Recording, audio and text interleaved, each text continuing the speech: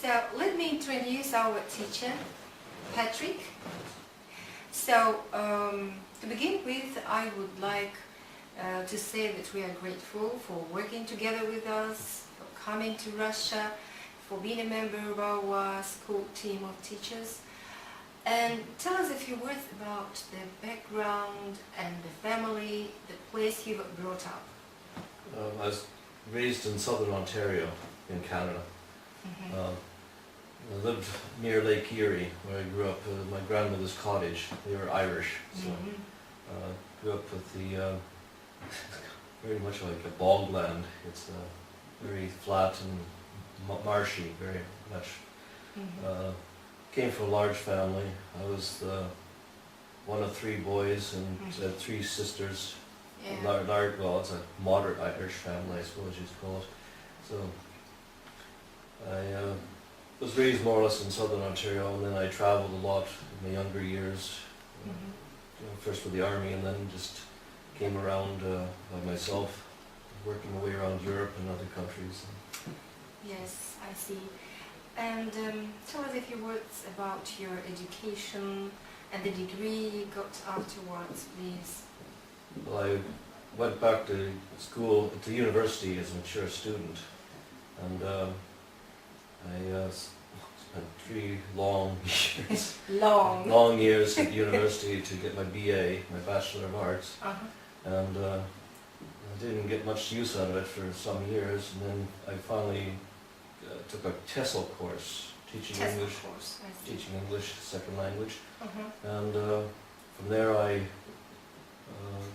well, oddly enough, I wound up getting, because a friend got me a job as a teacher at a community college, and I taught English there for a few years, and then I taught in Russia with BKC for a year, and then went back home and couldn't find any more teaching except for one short course, and then I came back here again with.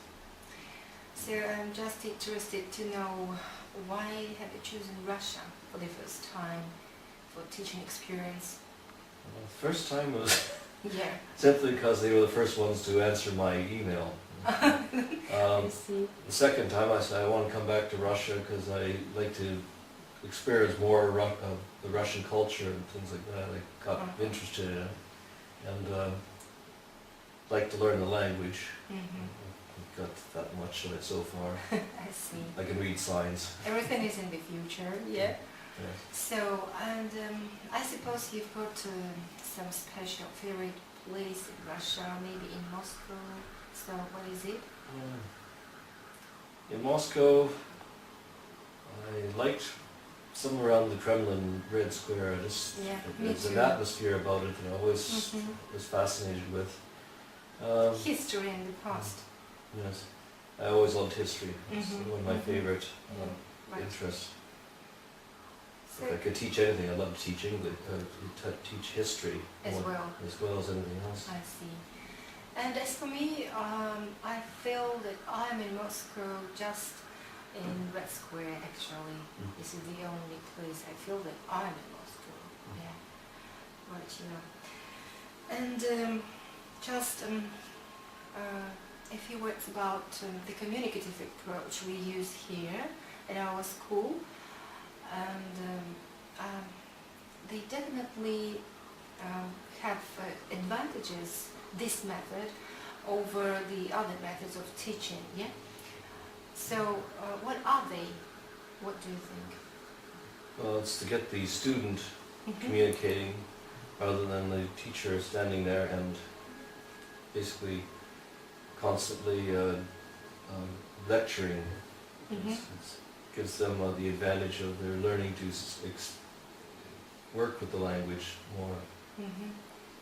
Speaking a lot, yeah? Yes. And cheerful and playful way of getting knowledge for students as well. It's very interesting for a teacher, I suppose. Yeah, I have this one game I call Landmine, where you have a grid and they choose a spot and they have to answer questions. So it's a candy-coated way of getting them to answer questions and learn the language if they don't get the answer right, then I tell them the right answer, and eventually it will sink into their head.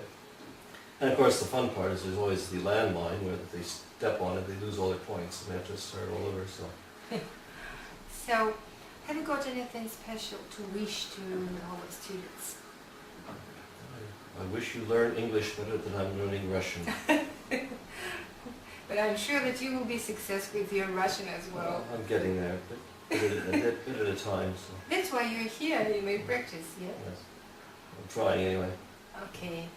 So, I would like, in my turn, to thank you for being with us, staying with us, and I wish you to have fun, enjoy your lessons.